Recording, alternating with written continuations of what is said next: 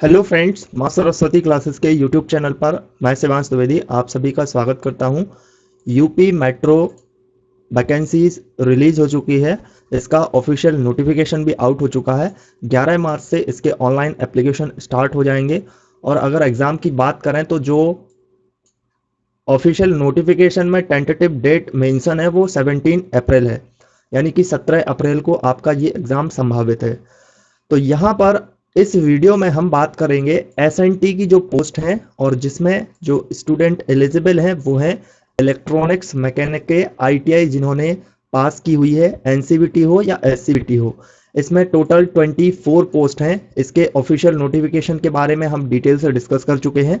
तो इस वीडियो में हम सिलेबस के बारे में डिस्कशन करेंगे, एग्जाम पैटर्न के बारे में डिस्कशन करेंगे और कैसी आपकी स्ट्रेटजी होनी चाहिए, कैसे आपको तैयारी करनी चाहिए और कहां से आपको इसकी तैयारी करनी चाहिए। इन सभी पॉइंट्स को इस वीडियो में एक एक करके डिस्कस करने वाले हैं। तो सबसे पहले यहां पर हम देख लेते हैं कि हमारा जो एग्जाम पैटर्न है, यानी कि जो इस एग्जाम का पैटर्न है वो क्या रहने वाला है। तो आपका एग्जाम ऑब्जेक्टिव क्वेश्चंस टाइप के रहने वाले हैं, एमसीक्यूज फॉर्म में रहेंगे। अब अगर आप मेंटेनर पोस्ट के लिए हैं, ऑब्वियस सी बात है, आप आईटीआई किए हुए हैं तो ये आपकी मेंटेनर पोस्ट ही आएगी इसके अंतर्गत। इसमें आपका नॉन टेक रहेगा और टेक्निकल सब्जेक्ट रहेगा। तो यहाँ पर आपके नंबर ऑफ क्वेश्चंस जो होंगे वो 100 नंबर ऑफ क्वेश्चंस होंगे और इसके लिए आपको जो मार्किंग की जाएगी वो एक क्वेश्चन की मार्किंग 1 मार्क्स रहने वाला है। और यहाँ पर नेगेटिव मार्किंग भी है, वो भी आपको ध्यान रखना है कि 1/3 की यहाँ पर नेगेटिव मार्किंग भी होने वाली है। तो 1/3 की नेगेटिव मार्किंग भी होगी, इस बात को भी आपको ध्यान रखना है।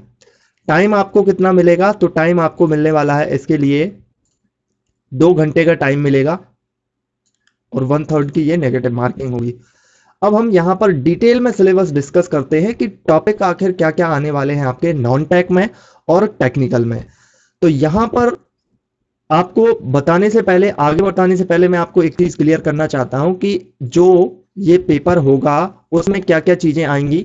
तो आपका ये टेक्निकल सब्जेक्ट आएगा जिसमें से 60 से 70 नंबर तक के आपके क्वेश्चन आएंगे। ये बिल्कुल कंफर्म अभी हाल नहीं है, तो 60 या 70 तक आप इसको मान सकते हैं।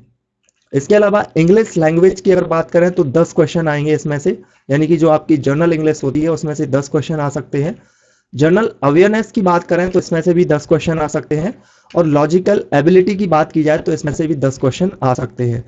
और इसके बाद क्वांटिटेटिव एप्टीट्यूड की बात करें तो इसमें से भी आपके 10 क्वेश्चन आ सकते हैं। तो यहाँ पर आपके ये तो हो जाता है नॉन टेक का पोर्शन। इसमें से नॉन टेक का जो क्वेश्चन का वेटेज रहने वाला है वो 40 क्वेश्चन आएंगे और आपके टेक्निकल जो क्वेश्चन है वो 60 आएंगे। 2-5 क्वेश्चन ऊपर नीचे हो सकते हैं। ये वो जब पेपर सेट किया जाता है उस टाइम पर जो सॉफ्टवेयर के माध्यम से होता है, तो ये वहां पर 2-5 क्वेश्चन ऊपर नीचे हो जाते हैं। यहाँ पर जो टेक्निकल सिलेबस है, जो जो टेक्निकल सिलेबस में आपको टॉपिक बताएंगे वो सारे के सारे होंगे आपके ऑफिशियल जो नोटिफिकेशन के साथ इनके तरफ से एक और दूसरा एक नोटिफिकेशन दिया गया है जिसमें ऑफिशियल सिलेबस को मेंशन किया है टॉपिक वाइज सारी चीजों को। तो आपको उतना ही पढ़ना है जितना मैं आपको इस वीडियो में बता रहा हूं, जो जो टॉपिक बता रहा हूं। अगर आप उतनी तैयारी कर लेते हैं तो मैं आपको गारंटी दे सकता हूं 100% आपका इस पोस्ट के लिए सिलेक्शन हो जाएगा। कुछ भी आपको ज्यादा नहीं पढ़ना है और इससे आपको कुछ भी कम भी नहीं करना है। यहाँ पर मैं आपको नॉन टेक में क्या क्या टॉपिक पढ़ने हैं आपको वो भी बताऊंगा और ये मैं किस आधार पे बता रहा हूँ ये भी आपको बता देता हूँ।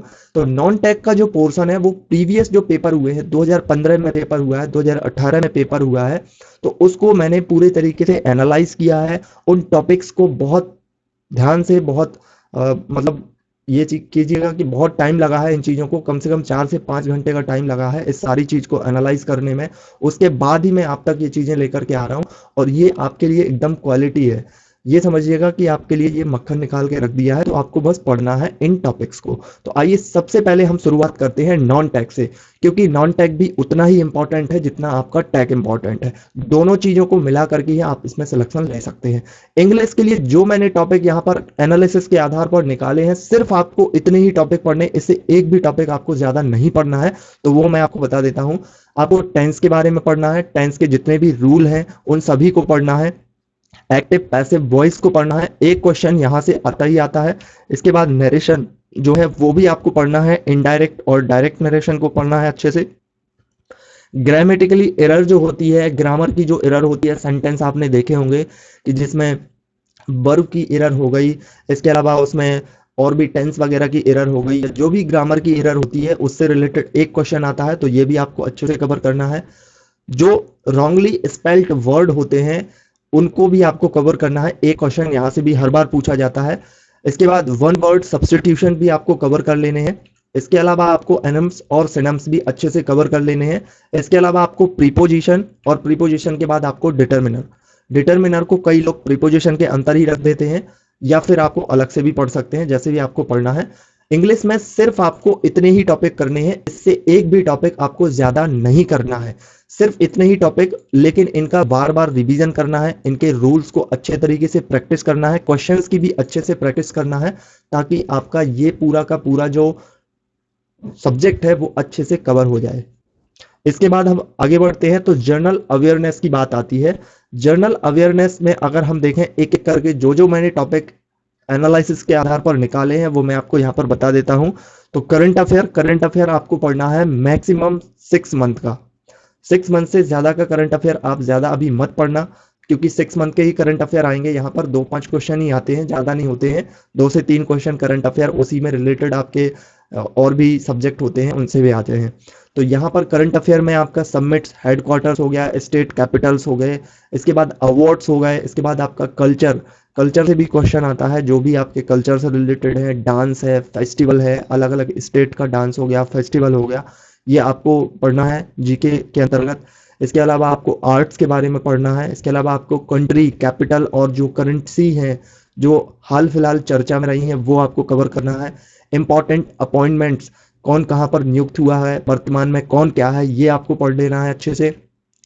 स्पोर्ट्स के बारे में अच्छे से पढ़ लेना है, जितने भी स्पोर्ट्स होते हैं वर्तमान में कौन कौन से कंडक्ट हुए हैं, क्या क्या यहाँ पर करंट अफेयर की चीजें रही हैं, और कौन कौन से स्पोर्ट्स के अवार्ड रहे हैं, ये सभी चीजें अच्छे से कवर कर लीजिएगा। जनरल साइंस को भी कवर कर लीजिएगा। इंडियन हिस्ट्री हो गया, इंपॉर्टेंट चीजें जितने भी हिस्ट्री के अंतर्गत इवेंट हैं वो सभी आपको कवर कर लेने हैं, पर ध्यान रखना कि इंपॉर्टेंट ही कवर करना, इसके अलावा ज्यादा की फोकस पे मत पड़ना, क्योंकि आपको और भी सब्जेक्ट को ध्यान रखना है। इसके अलावा ज्योग्राफी भी, जो फैक्चुअल चीजें होती हैं, जो फैक्चुअल डेटा होता है ज्योग्राफी से रिलेटेड, वो आपको कवर करना है। और पॉलिटिक्स, यानी कि पॉलिटिक्स या फिर आप इसको पॉलिटी भी कह सकते हैं, तो पॉलिटी से तो एक क्वेश्चन डेफिनेटली आएगा, 1 से 2 क्वेश्चन भी आ सकते हैं, तो पॉलिटी को तो बिल्कुल मत छोड़ना, यहाँ पर आपको पॉलिटी अच्छे से कवर कर लेना है। तो ये बात होती है आपकी जनरल अवेयरनेस की। तो जनरल अवेयरनेस में भी बस आपको इतने ही टॉपिक पढ़ने हैं, इससे एक भी टॉपिक आपको ज्यादा नहीं पढ़ना है। 1-2 क्वेश्चन अगर छूटते भी हैं यहाँ से तो आपको उसका ज्यादा लोड नहीं लेना है। इसके बाद अब लॉजिकल एबिलिटी की बात कर लेते हैं। तो लॉजिकल एबिलिटी में भी आपको वही पढ़ना है जो मैं आपको यहाँ पर टॉपिक बता रहा हूँ। स्टेटमेंट एंड कंक्लूजन, जो भी आपके स्टेटमेंट या कंक्लूजन से रिलेटेड क्वेश्चंस होते हैं, सिलोजिज्म होते हैं, वो आपको कवर करने हैं। कोडिंग डिकोडिंग आपको कवर करनी है। पजल टेस्ट हो गया। इसके अलावा लॉजिकल जो वेन डायग्राम्स हो गए वो, डायरेक्शन सेंस टेस्ट होता है वो आपको कवर करने हैं। इसके अलावा एनालॉजी हो गया, ब्लड रिलेशंस हो गया। इसके अलावा सीरीज, जो नंबर सीरीज आती है, मिसिंग नंबर होते हैं या किसी पैटर्न को कोई फॉलो करती हुई सीरीज होती है, वहां से क्वेश्चन आते हैं। इसके अलावा तो लॉजिकल एबिलिटी में सिर्फ इतने ही टॉपिक कवर करना, बाकी टॉपिक पे आपको जाना ही नहीं है, कुछ भी यहाँ से आपका एक भी एक्स्ट्रा नहीं होगा। इतने टॉपिक अच्छे से कवर कीजिएगा, इन्हीं की बराबर प्रैक्टिस कीजिएगा, आपका लॉजिकल एबिलिटी जो रीजनिंग का टॉपिक है, यानी कि सब्जेक्ट है, वो अच्छे से कवर हो जाएगा। इसके बाद आते हैं क्वांट पर। तो क्वांट में सिर्फ आपको, क्वांट में जो आपकी नंबर सॉरी, या फिर आप इसको कह सकते हैं कि जो आपकी मैथ होती है, मैथ में आपको क्या पढ़ना है कि मैथ में आपको अंक गणित, जिसको हम कहते हैं कि जो आपकी इस तरीके के टॉपिक हो गए एडवांस को छोड़ करके, जहां पर आपकी ज्योमेट्री नहीं कवर करनी है, आपको 2D 3D ये आपको कवर नहीं करना, सिर्फ आपको क्वांट पर ही पढ़ना है। तो क्वांट के अंतर्गत जो टॉपिक हैं, जिस तरीके से क्वेश्चन जिन जिन टॉपिक से पूछे गए हैं, वो आपको यहाँ पर कवर करने हैं। तो यहाँ पर है आपका रेशियो एंड प्रोपोर्शन। इसके अलावा HCF LCM हो गया, डेटा इंटरप्रिटेशन हो गया, मिक्सचर एलिगेशन हो गया, डेसिमल फ्रैक्शन हो गया, प्रॉफिट लॉस हो गया, नंबर सिस्टम हो गया, परसेंटेज हो गया, एवरेज हो गया, टाइम एंड वर्क हो गया, सिंप्लीफिकेशन हो गया, टाइम एंड डिस्टेंस हो गया, और प्रॉब्लम और एज, यानी कि एज वाले जो क्वेश्चन होते हैं, एवरेज वाले जो क्वेश्चन होते हैं, वो आपको कवर करने हैं। तो इसमें एक क्वेश्चन, अच्छा हाँ, यहाँ पर एवरेज ऑलरेडी कवर कर लिया है। तो आपको सिर्फ क्वांट में भी यही पढ़ना है, एडवांस मैथ में बिल्कुल मत जाना। अगर आप इस पर्टिकुलर एग्जाम की तैयारी कर रहे हैं तो इसमें आपको एडवांस मैथ में बिल्कुल नहीं जाना है। सिर्फ इतने टॉपिक आपको बताए हैं, वही टॉपिक आपको अच्छे से कवर करना है और अच्छे से इनकी प्रैक्टिस करनी है, तो आपका 100% यहाँ पर ये चीजें कवर हो जाएंगी। इसके बाद अब आते हैं हम यहाँ पर अपने टेक्निकल सिलेबस पे। टेक्निकल सिलेबस में आपको क्या क्या पढ़ना है, और एक चीज बता दें आपको कि टेक्निकल जो सिलेबस है ये ऑफिशियली है, ऑफिशियल वेबसाइट पर अपडेट है, तो आप इसे जाकर के देख सकते हैं। जो नई वैकेंसी आई है उसमें आपको टैब में ये जो चीजें हैं वो आपको मिल जाएंगी, वहीं से मैंने भी ये जो टॉपिक है सिलेबस के वो निकाले हुए हैं। तो यहां पर आपको देखना है कि सबसे पहले बेसिक इलेक्ट्रिसिटी है। बेसिक इलेक्ट्रिसिटी में लॉ ऑफ ओम्स लॉ हो गया, इसके वेरिएबल्स हो गए, रजिस्टर हो गया, रजिस्टर की डेफिनेशन हो गई, रजिस्टर को कैसे कंबाइन करते हैं, कलर कोडिंग कैसे होती है रजिस्टर की, वो सारी चीजें आपको पढ़नी है। देख सकते हैं आप सारी चीजें यहाँ पे कवर हैं, और मैं ऑलरेडी आपको ये कवर करवा चुका हूँ। इसके लिए मैं एक प्लेलिस्ट बना दूंगा, सारे टॉपिक मैं पहले ही पढ़ा चुका हूँ, जो जो इसमें आपका सिलेबस में है वो सभी मैं ऑलरेडी पढ़ा चुका हूँ। तो उसके लिए मैं एक अलग से जो प्लेलिस्ट है वो बना दूंगा, और उसमें वो सभी चीजें अच्छे से उसको एक तरीके से सेट कर दूंगा, ताकि आपको परेशानी ना हो, कोई भी आपको जो वीडियो है वो ढूंढने में दिक्कत ना हो। तो सभी चीजें आपको सीक्वेंस में मिल जाएंगी। इसके बाद आपका ये ट्रांसफार्मर है, ट्रांसफार्मर को कवर कीजिएगा। ट्रांसफार्मर मैंने अभी पढ़ाया है भी है, और एमपी कांस्टेबल एग्जाम के लिए भी ट्रांसफार्मर पढ़ाया हुआ है, तो उससे आप पढ़ लीजिएगा, ठीक है। एक्चुअली और वास्तव में तो आपको यहाँ पर जो प्लेलिस्ट है उसमें मिल ही जाएगा। जैसे ही मैं प्लेलिस्ट अभी अपडेट करूंगा उसकी लिंक आपको डिस्क्रिप्शन बॉक्स में मिल जाएगी। इसके बाद आते हैं आपके सेमीकंडक्टर पर। सेमीकंडक्टर में ऑलरेडी पूरा कवर कर चुका हूं, सेमीकंडक्टर से कुछ भी नहीं छोड़ा है मैंने। आपको जितनी चीजें पढ़ाई हुई हैं वो सभी आपको पढ़ लेनी है, ठीक है। इसके बाद आते हैं हम अपने ट्रांजिस्टर पर। यहाँ पर ट्रांजिस्टर है, सारी चीजें यहाँ पर ट्रांजिस्टर के बारे में है, ठीक है। तो ये ट्रांजिस्टर का जो जो टॉपिक है वो आपको अच्छे से कवर करना है इसको। इसके अलावा ये ट्रांजिस्टर का कॉन्फ़िगरेशन है, उनकी कैरेक्टरिस्टिक है, उनके एप्लीकेशंस हैं, उनकी वाइसिंग है, सर्किट का जो भी यहाँ पर सर्किट के बारे में है, ये सारी चीजें आपको ट्रांजिस्टर से रिलेटेड कवर करनी है। इसके अलावा मॉसफेट हो गया, आपका मॉसफेट कवर करवा चुके हैं, ठीक है। ये आपका थायरिस्टर वगैरह है, जो भी थोड़ा बहुत रिमेनिंग है वो हम यहाँ पर कवर करवा देंगे, ठीक है। यहाँ पर ये मॉसफेट जो जो भी आपका JFET होता है, FET होता है, वो हम कवर कर चुके हैं। इसके बाद ये डिजिटल पर आते हैं, तो डिजिटल हमने पूरा कवर करवा दिया है, अच्छे से कवर करवाया है, और उम्मीद है कि आपने उसको देखा होगा। नहीं देखा है तो आप प्लेलिस्ट में जाकर के देख लीजिएगा। इसके बाद यहाँ पर लॉजिक सर्किट है, वही ये सब चीज़ें मैं कवर करवा चुका हूँ। हाफ एडर, फुल एडर, ये सब चीज़ें आपको प्लेलिस्ट में मिल जाएंगी। इसके बाद आपके दो टॉपिक और रह जाते हैं, जिनमें आपको फ्लिप फ्लॉप वगैरह के बारे में पढ़ना है। फ्लिप फ्लॉप हम पढ़ा चुके हैं आपको, तो फ्लिप फ्लॉप भी अच्छे से पढ़ लीजिएगा। इसके बाद आपका यूपीएस है। यूपीएस अभी नहीं पढ़ाया है, तो कभी टाइम मिलेगा तो यूपीएस के बारे में आपको एक पूरा सेपरेट वीडियो है, लेक्चर, वो अपलोड कर दूंगा, तो वहां से आपका पूरा तैयार हो जाएगा। तो ये सब चीजें आपको कवर कर लेनी है, ठीक है।